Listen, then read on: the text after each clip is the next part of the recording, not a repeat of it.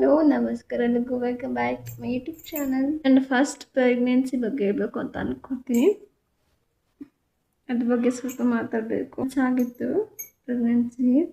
ನನಗೆ ಗೊತ್ತಿರಲಿಲ್ಲ ನಾನು ಪ್ರೆಗ್ನೆಂಟ್ ಆಗಿದ್ದೀನಿ ಅಂತ. ಇಲ್ಲಿ ಬೆಂಗಳೂರಿಗೆ ಬಂದಾಗ ನಾನು ಮನೆ ಎಲ್ಲ ಕ್ಲೀನ್ ಮಾಡ್ತೀನಿ. ಮನೆ ಅಂದರೆ ಅಡುಗೆ ಮನೆ ಕ್ಲೀನ್ ಮಾಡ್ತಿದ್ದೆ.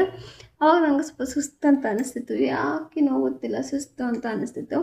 ಫುಲ್ ಅದ್ರ ಮೇಲೆ ಕಟ್ಟೆ ಮೇಲೆ ಹತ್ಕೊಂಡು ಅದು ಟೈಲ್ಸ್ ಇದೆಯಲ್ಲ ಅದೆಲ್ಲ ಕ್ಲೀನ್ ಮಾಡುವಾಗ ನನಗೆ ಸುಸ್ತು ಅಂತ ಅನಿಸ್ತಾ ಇತ್ತು. ಯಾಕಂತ ಗೊತ್ತಿಲ್ಲ, ಮಾಡಿಲ್ಲ ಕೆಲಸ, ಅದಕ್ಕೆ ಸುಸ್ತಾಗ್ತಿದೆ ಅಂತ ನಾನು ಹಂಗೆ ಅಂದ್ಕೊಂಡೆ. ಫುಲ್ ಕೈ ಎಲ್ಲ ಅಡ್ಗಾಳು ಬರ್ತಿತ್ತು, ಯಾಕಂತ ಗೊತ್ತಿರಲಿಲ್ಲ. ಆಮೇಲೆ ಸ್ವಲ್ಪ ಹಂಗೆ ಹೋಗ್ತಾ ನನಗೆ ಪೀರಿಯಡ್ಸ್ ಪೇನ್ ಬರುತ್ತಲ್ವ, ಆ ಥರ ಬರ್ತಿತ್ತು. ಇನ್ನೇನು ಪೀರಿಯಡ್ ಆಗೇ ಬಿಡುತ್ತೆ ಅನ್ನೋ ರೀತಿಯಲ್ಲಿ ಆಗಿಬಿಡ್ತಿತ್ತು, ಯಾಕಂತ ಗೊತ್ತಿಲ್ಲ. ಇದು ಯಾಕಪ್ಪ ಹಿಂಗೆ ಬರ್ತದೆ, ಮೋಸ್ಟ್ಲಿ ಪೀರಿಯಡ್ ಆಗುತ್ತೆ ಅನ್ನೋ ಅದಕ್ಕೆ ಹಿಂಗೆ ಬರ್ತಿದೆ ಅಂತ ಅಂದ್ಕೊಂಡೆ. ಹಾಗೆ ಮುಖದ ಮೇಲೆಲ್ಲ ಪಿಂಪಲ್ಸ್ ಎಲ್ಲ ಆಗ್ತಾಯಿತ್ತು. ಅಥವಾ ಇಲ್ಲೆಲ್ಲ ಆಗಿಬಿಡುತ್ತೆ. ನಾನು ಅದೇ ಅಂತ ಅಂದ್ಕೊಂಡೆ, ಪೀರಿಯಡ್ಸ್ ಟೈಪಲ್ಲಿ ಆಗಿಬಿಡುತ್ತಲ್ವ, ಪಿಂಪಲ್ಸ್ ಇದೆ ಅಂತ ನಾನು ಅಂದ್ಕೊಂಡ್ಬಿಟ್ಟೆ. ಆಮೇಲೆ ಏನಾಯಿತು ಅಂದರೆ ಹೆಂಗೆ ದಿನಗಳು ಕಳೀತಾ ಹೋಯಿತು. ನನಗೆ ಒಂದು ಸ್ವಲ್ಪ ಹೊತ್ತು ನಗೋದು, ಒಂದು ಸ್ವಲ್ಪ ಅಳೋದು, ಆ ಥರ ಮಾಡ್ತಿದ್ದೆ. ನಾನು ಯಾಕೆ ಹಿಂಗೆ ಮಾಡ್ತಿದ್ದೀನಿ, ಯಾವತ್ತಿಗೆ ಮಾಡಲಿಲ್ವಲ್ಲ. ಯಾವತ್ತು ಒನ್ ಟೈಮ್ ಅಷ್ಟೇ ಒಂದಿತ್ತು, ತಲೆ ಮೇಲೆ ಫೋನ್ ಬಿತ್ತು, ಅಳು ಬರ್ತದೆ. ಇನ್ನು ಸ್ವಲ್ಪ ಹೊತ್ತಿದ್ರೆ ನಗು ಬರ್ತದೆ. ನಾನು ಆಮೇಲೆ ಯೋಚನೆ ಮನೆಯಾಗ ನಮ್ಮನೆಯವ್ರು, ನಿಂದು ಏನೇ ಇದು ಈ ಥರ ಮಾಡ್ತೀಯಲ್ಲ, ಬರೀ ನಾಟಕ ಆಡ್ತೀಯ ನೀನು ಅಂತ ಹೋಗಬೇಕು ಅಂತ ಆಸೆ ಆಗ್ತಿತ್ತು ನನಗೆ. ಮನೆಗೆ ಹೋಗಬೇಕು, ಅಮ್ಮನ ಜೊತೆಗೆ ಇರಬೇಕು, ಅಮ್ಮ ಬೇಕು ಅಂತ ಅನ್ನಿಸ್ತಾಯಿತ್ತು ನನಗೆ ಅವಾಗ ಆ ಟೈಮಲ್ಲಿ. ಆಮೇಲೆ ಕೂತ್ಕೊಂಡು ಯೋಚನೆ ಮಾಡ್ತೀವಿ, ಯಾಕೆ ಹಿಂಗೆ ಆಗ್ತಿದೆ ಏನು ಅಂತ ಗೊತ್ತಿರಲಿಲ್ಲ. ಆಮೇಲೆ ಒಂದು ಸಂಕ್ರಾಂತಿ ಹಬ್ಬ ಅಂತ ಬಂತು. ನಮ್ಮಲ್ಲಿ ಅಪ್ಪ ಕರೆದ್ಬಿಟ್ರು, ಬಾ ಹಬ್ಬಕ್ಕೆ ಹೋಗೋಣ, ಹಬ್ಬಕ್ಕೆ ಬಾ ಅಂತ ಕರೆದ್ರೆ ನಾನು ಆಯ್ತು ಬರ್ತೀನಿ ಅಂತ ಅಂದೆ. ಸ್ವಲ್ಪ ದಿನ ಆದಮೇಲೆ ಅಪ್ಪ ಬೇಡ ನೀನೆಲ್ಲ ಇರು, ಬರೋದೇನು ಬೇಡ, ಆಮೇಲೆ ಇನ್ನೊಂದು ದಿನ ಯಾವತ್ತಂದ್ರೆ ಬಂದ್ರೆ ಆಯಿತು, ಬೇಡ ಅಂತಂದು. ನನಗೆ ಫುಲ್ಲು ಅಳು, ಕಂಟ್ರೋಲೇ ಮಾಡೋಕ್ಕಾಗ್ತಿಲ್ಲ. ನಾನು ಬರ್ತಬೇಕು ಅಷ್ಟೇ, ಬರ್ತೀನಿ ಅಷ್ಟೇ ಅಂತ ಅಂದ್ಬಿಟ್ಟೆ. ಇವ್ರು ಬರೋದಾದ್ರೆ ಬಾ, ನಿಮ್ಮನ್ನು ಬರೋದಾದ್ರೆ ಬಾ, ಇಲ್ಲಾಂದ್ರೆ ಬರ್ಬೇಡ ಅಲ್ಲೇ ಇರು ಅಂತ ಅಂದರು. ನಾನು ಅಳ್ತಿದ್ದೀನಿ. ನಮ್ಮ ನೋಡೋಕ್ಕಾಗದೆ ಕರ್ಕೊಂಡು ಹೋದರು. ಬೆಳಗ್ಗೆ ಕರ್ಕೊಂಡು ಟ್ರೈನಲ್ಲಿ ಹೋಗಿಬಿಟ್ರು, ಮತ್ತು ಅದೇ ಟ್ರೈನಲ್ಲಿ ವಾಪಸ್ ಬಂದುಬಿಟ್ರು.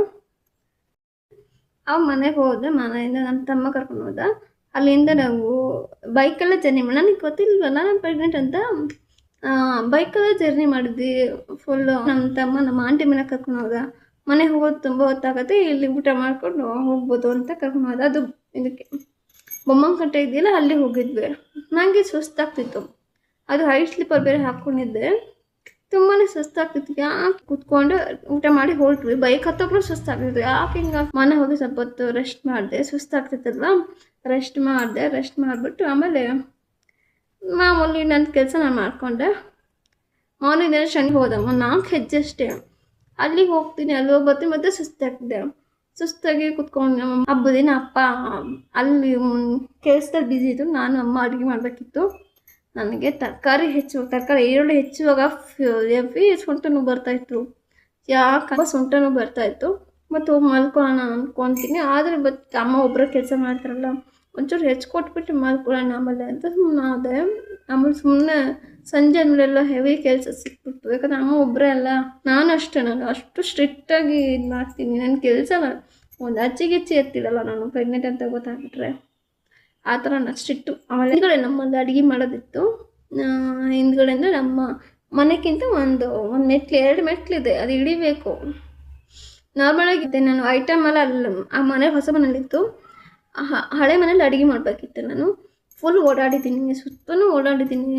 ಆಮೇಲೆ ಹೀಗೆ ಮಸಾಲೆ ಡಬ್ಬಿ ಆಯ್ತು ನನ್ನ ಕೈಲೇ ಕಳಿಸ್ತಿದ್ರೆ ನಾನು ಹೋಗ್ತಿದ್ದೆ ಅಂತ ಒಂದೇನೆ. ನನಗೆ ಅವಾಗ ಗೊತ್ತಿರಲಿಲ್ವಲ್ಲ ನಾನು ಪ್ರೆಗ್ನೆಂಟ್ ಅಂತ ಹೇಳ್ಬಿಟ್ಟು ಫುಲ್ಲೆಲ್ಲ ಓಡಾಡ್ತಿದ್ದೆ. ಮೆಟ್ಲು ಹತ್ತಿ ಇಳಿದು ಓಡಾಡ್ತಿದ್ದೆ. ನನಗೆ ಸೊಂಟನೂ ಇತ್ತು, ಸ್ವಲ್ಪ ಅಷ್ಟೇ ಇತ್ತು, ಅಷ್ಟೇನು ಜಾಸ್ತಿ ಇರಲಿಲ್ಲ. ತುಂಬಾ ಪೇನ್ ಏನಿಲ್ಲ, ಸೊಂಟನೂ ಅಷ್ಟೇ ಇದ್ದಿದ್ದು. ಹತ್ತಿ ಇಳಿದು ಅದು ಸ್ವಲ್ಪ ದಪ್ಪ ಇದೆ ಮೆಟ್ಲು. ಒಳಗಡೆ ಇಷ್ಟು ದಪ್ಪ ಇದೆ ಮೆಟ್ಲು, ಮತ್ತು ಹೊರಗಡೆನೂ ಅಷ್ಟು ದಪ್ಪ ಇದೆ ಮೆಟ್ಲು. ನಾರ್ಮಲಾಗಿ ಹೆಂಗೆ ಹತ್ತಿ ಇಳಿತೀವಲ್ಲ ಆ ಥರನೇ ಹತ್ತಿ ಇಳಿದ್ಬಿಟ್ಟೆ. ಹತ್ತಿ ಇಳಿದ್ಮೇಲೆ ಮಾಡಿದ್ದೀನಿ ಅವತ್ತು ದಿನ. ಮನೇಲೆಲ್ಲ ಟಾಯ್ಲೆಟ್ ಬಾತ್ರೂಮ್ ಎಲ್ಲ ಕ್ಲೀನ್ ಮಾಡಿದ್ದೀನಿ. ಮನೇಲಿ ನೆಂಟರು ಬರ್ತಾರಲ್ಲ, ಚೆನ್ನಾಗಿ ಕಾಣಲ್ಲ ಅಂತೇಳಿ ಎಲ್ಲ ಕ್ಲೀನ್ ಮಾಡಿದೆ. ಕ್ಲೀನ್ ಮಾಡಿಬಿಟ್ಟು ಎಲ್ಲ ಕ್ಲೀನ್ ಮಾಡಿ ಅಡುಗೆ ಎಲ್ಲ ಆಯಿತು. ಅಷ್ಟೊತ್ತಿಗೆ ಅನ್ನ ಬಂದುಬಿಟ್ರು. ಸ್ವಲ್ಪ ರೆಸ್ಟ್ ಆಯ್ತು ನನಗೆ. ಕೂತ್ಕೊಳ್ಳೋಕ್ಕೂ ಆಗ್ತಿಲ್ಲ, ನಿಲ್ಲಕ್ಕೂ ಆಗ್ತಿಲ್ಲ. ರೆಸ್ಟ್ ಮಾಡಬೇಕು ಅಂತ ಅನ್ಸುತ್ತೆ. ಮತ್ತು ಇಲ್ಲಿ ನೆಂಟರು ಬರ್ತಾರೆ ಅಲ್ವಾ, ಅವಾಗೆಲ್ಲ ಅಡುಗೆ ಮಾಡಬೇಕಿತ್ತು. ನಮ್ಮಮ್ಮ ಒಬ್ಬಳೇ ಮಾಡ್ತೀನಿ ಅಂತ ನಾನು ಮಾಡಿದೆ. ಊಟ ಮಾಡ್ತಿದ್ದು ಸ್ವಲ್ಪ ಪೈನ್ ಆಗ್ತಿತ್ತು ಹೊಟ್ಟೆ, ಕಿಬ್ಬೊಟ್ಟೆ ನೋವು ಬರುತ್ತಲ್ವ, ಅಲ್ಲಿ ಸ್ವಲ್ಪ ನೋವು ಆಗ್ತಿತ್ತು. ಇದ್ಯಾಕೆ ನೋವು ಬರ್ತಿದೆ, ಮೋಸ್ಟ್ಲಿ ಪೀರಿಯಡ್ ಆಗುತ್ತೆ ಅನಿಸುತ್ತೆ. ನನಗೆ ಮಾಮೂಲಿ ಥರ ತಿಂಗಳು ಆಗ್ತಿಲ್ಲ, 2 ತಿಂಗಳು ಬಿಟ್ಟು ಆಗ್ತಿತ್ತು. ಅದಕ್ಕೆ ನಾನು ಕೇರ್ಲೆಸ್ ಮಾಡಿಬಿಟ್ಟೆ. ಮೋಸ್ಟ್ಲಿ 2 ತಿಂಗಳು ಬಿಟ್ಟು ಆಗ್ತಿರ್ತಲ್ಲ, ಏನೋ ಪೀರಿಯಡ್ ಡೇಟ್ ಬಂದಿರಲಿಲ್ಲ. 70 ದಿನ ಆದಮೇಲೆ 70ಕ್ಕೆ 71ಕ್ಕೆ ಹಿಂಗೆ ಆಗ್ತಿತ್ತು ನನ್ನ ಪೀರಿಯಡು. ಹಂಗೆ ಅಂದ್ಕೊಂಡು ಸುಮ್ಮನೆ ಅದ ನಾನು, ಮತ್ತಿನ್ನೆಂತ ಅನ್ನೋದು ಅಂತೇಳ್ಬಿಟ್ಟು ಇತ್ತು. ಸ್ವಲ್ಪ ಸೊಂಟ ನೋವು ಜಾಸ್ತಿ ಇತ್ತು, ಸ್ವಲ್ಪ ಮಲಗಿದ್ರೆ ಸಾಕಪ್ಪ ಅನಿಸ್ತಿತ್ತು. ಹೋಗಿ ಊಟ ಮಾಡಿ ಸರಿ ಊಟನೂ ಮಾಡಲಿಲ್ಲ. ನಾನು ಚಿಕನ್ನು ತಿಂದಿಲ್ಲ, ಬರೀ ಇದರಲ್ಲಿ ರಸದಲ್ಲಿ ಊಟ ಮಾಡಿ ತಿಂದ್ಬಿಟ್ಟೆ. ನಾನು ಹಿಡಿಸ್ಲಿಲ್ಲ ಸೊಂಟ ನೋವು, ಮತ್ತು ಹೇಳೋಕ್ಕೂ ಆಗಲಿಲ್ಲ ನನಗೆ ಮನೇಲಿ. ಅವ್ರದ್ದು ಕೇಳಿಸ್ತಾಳಿದಾರಲ್ವ, ಮಾಮೂಲಿ ಪೀರಿಯಡ್ಸ್ ಪೇನ್ ಬರುತ್ತೆ ಅದೇ ಅಂದ್ಕೊಂಡು, ಅದೇನೇ ಅಂದ್ಕೊಂಡಿದ್ದು ನಾನು ಪೀರಿಯಡ್ಸ್ ಪೇನ್ ಅಂತ ಅಂದ್ಕೊಂಡು ಹೋಗ್ಬಿಟ್ಟು ಮಲ್ಕೊಬಿಟ್ಟೆ. ರೆಸ್ಟ್ ಮಾಡಿದೆ, ಹೊಟ್ಟೆ ಫುಲ್ ಐತೆ. ಮತ್ತು ರೆಸ್ಟ್ ಮಾಡಿದ್ರೆ ಕಮ್ಮಿ ಆಗ್ಬಿಡುತ್ತೇನಂತ ಮಲ್ಕೊಂಡೆ. ರೆಸ್ಟ್ ಮಾಡಿ ಮಾರನೇ ದಿನ ಪೀರಿಯಡ್ಸ್ ಆಗಿಬಿಟ್ಟೆ. ಈ ಪೀರಿಯಡ್ ಆಗಿಬಿಟ್ಟಿದೆ ಅಂತ ನಾನು ಅಂದ್ಕೊಂಡಿರೋದು. ಹೆವಿ ಪೇನ್ ಇತ್ತು, ಸಿಕ್ಕಾಪಟ್ಟೆ ಪೇನ್ ಇತ್ತು. ನಾನು ಮೋಸ್ಟ್ಲಿ ಪೀರಿಯಡ್ ಟೈಮಲ್ಲಿ ಬರುತ್ತಲ್ವ, 1 ದಿವಸದ ಮಟ್ಟಿಗೆ ಬರುತ್ತೆ. ಅದು ನಂಗೆ 2 ದಿನ ಎಲ್ಲ ಬರೋ ನನಗೆ 1 ದಿನ ಮಟ್ಟಿಗೆ ಬರುತ್ತೆ ಪೀರಿಯಡ್ಸ್ ಪೇನು. ಅಷ್ಟೇ ಹೋಗುತ್ತೆ, ಆಮೇಲೆ ಹೋಗುತ್ತೆ. ಪೀರಿಯಡ್ಸ್ ಆಗಿದ್ದೀನಿ ಅಂತ ಅಂದ ಮನೆಯಲ್ಲಿ ಹೋಗಿ ಸ್ನಾನ ಮಾಡ್ಕೊಮ್ಮ, ಅಲ್ಲಿ ತನಕ ಒಳಗೆ ಸೇರಿಸಲ್ಲ ನಮ್ಮ ಮನೇಲಿ. ಸ್ನಾನ ಮಾಡಿಕೊಂಡು ಊಟ ಮಾಡ್ತಾಯಿದ್ದೆ ಅಷ್ಟೊತ್ತಿಗೆ. ಅದು ಬೆಳಗ್ಗೆನೇ ನಂಗೆ ಪೇಯ್ನ್ ಜಾಸ್ತಿ ಇತ್ತು. ನನಗೆ ಪೇಯ್ನ್ ಅಂದರೆ ಸಿಕ್ಕಾಪಟ್ಟೆ ಪೇಯ್ನು. ಪೀರಿಯಡ್ಸ್ ಪೇಯ್ನ್ಗಿಂತನೂ ಸ್ವಲ್ಪ ಪೀರಿಯಡ್ಸ್ ಪೇಯ್ನೇ ಅನಿಸುತ್ತೆ. ಪೀರಿಯಡ್ಸ್ ಪೇಯ್ನ್ ಇರ್ತದು ನನಗೆ. ನಾನು ಸ್ವಲ್ಪ ಏನಾದರೂ ಚಿಕನ್ ಏನಾದ್ರು ತಿನ್ನೋಕೆ ಹೋದ, ನಾನು ನೈಟ್ ತಿಂದಿಲ್ವಲ್ಲ ಚಿಕನು, ಹಾಗಾಗಿ ಬೆಳಗ್ಗೆ ಮತ್ತೆ ಚಿಕನ್ ತಿಂದೆ. ಹೆವಿ ಪೇಯ್ನ್ ಆಯಿತು, ಏನೋ ಜಾಸ್ತಿ ಪೇಯ್ನ್ ಆಯಿತು ನನಗೆ. ಸರ್ಕೊಳಕ್ಕಾಗಲಿಲ್ಲ. ನಾವು ಕಡುಬು ಮತ್ತೆ ಹಾಕ್ಕೊಂಡು ತರಕಾರಿ ಸರ್ಕೊಂಡು ತಿಂದೆ. ಮನೆಗೆ ಹೋಗೋನೇನು ಮತ್ತು ಸುಮಾರು ದಿನ ಆಯಿತು, 1 ವಾರ ಆಯಿತು ನಾನು ಬಂದು. ಮನೆಗೆ ಹೋಗು ಅಂತ ಅಂದರು. ಮಂದತ್ತಿ ದೇವಸ್ಥಾನಕ್ಕೆ ಹೋಗಕ್ಕಂತ ಸ್ಯಾರಿ ಎಲ್ಲ ಪಿನ್ ಆಗ್ತಿತ್ತು. ಅದ್ರ ಹಿಂದಿನ ದಿನ ನಾನು ಪೀರಿಯಡ್ಸ್ ತುಂಬ ಪೇಯ್ನ್ ಇರ್ತಿತ್ತು ನನಗೆ. ಮಾರನೇ ದಿನವೂ ಇದು ನೋಡ್ತೀನಿ, ಮತ್ತೆ ಪೇಯ್ನ್ ಜಾಸ್ತಿ ಆಗ್ತಿತ್ತು. ಪೇಯ್ನ್ ಆಗ್ತಿತ್ತು ಅದು ಪೇಯ್ನು. ನಾನು ಸಹಿಸ್ಕೊತಿದ್ದೆ. ಆಮೇಲೆ ಏನು ಕೆಲಸನೇ ಮಾಡ್ತಿಲ್ಲ, ಮಲ್ಕೊಂಡು ಬರ್ತಿದ್ದೆ. ಮಲ್ಕೊಂಡು ಸ್ವಲ್ಪ ಹೊತ್ತು ಸುಧಾರಿಸ್ಕೊತಿದ್ದೆ, ಮತ್ತೆ ಪೇಯ್ನ್ ಆಗೋದು. ಮಾರನೇ ದಿನ ಎದ್ದು ಮಾರನೇ ದಿನ ಹೋಗ್ಬೇಕಿತ್ತು ಮನೆಗೆ, ಗಂಡನ ಮನೆಗೆ. ಅವಾಗ ಎಲ್ಲ ಸೀರೆ ಎಲ್ಲ ಮರ್ಚಿಬಿಡ್ತಿದ್ದೆ, ಯಾಕಂದ್ರೆ ದೇವಸ್ಥಾನಕ್ಕೆ ಹೋಗ್ಬೇಕಲ್ವ. ಅಲ್ಲಿಗೆ ಸರಿ ಹೋಗ್ಬಿಡ್ತಿ, 6 ದಿನ ಏನೋ ಆಗುತ್ತಲ್ವ. ನೆಕ್ಸ್ಟ್ ಭಾನುವಾರ ಹೋಗ್ಬೇಕಿತ್ತು ಮಂದಾರ್ತಿ ದೇವಸ್ಥಾನಕ್ಕೆ, ಅವಾಗ ಹೋಗ್ಬೇಕಿತ್ತಲ್ವ. ಅದನ್ನು ಹೊರಡೋಷ್ಟೊತ್ತಿಗೆ ನಾನು ಒಂದು ಸೀರೆ ಇತ್ತು, ಅದನ್ನು ರೆಡಿ ಮಾಡ್ತಾಯಿದ್ದೆ. ಒಂದು ಪಿಂಕ್ ಸ್ಯಾರಿ ಅಂತ ಇದೆ, ಅದಕ್ಕೆ ಪಿನ್ ಹಾಕ್ತಾಯಿದ್ದೆ ನಾನು. ಅಷ್ಟು ಹೊಟ್ಟೆ ನೋವು ಇದನ್ನು ಪಿನ್ ಹಾಕ್ತಾಯಿದ್ದೆ, ಯಾಕಂದರೆ ದೇವಸ್ಥಾನಕ್ಕೆ ಹೋಗಬೇಕು.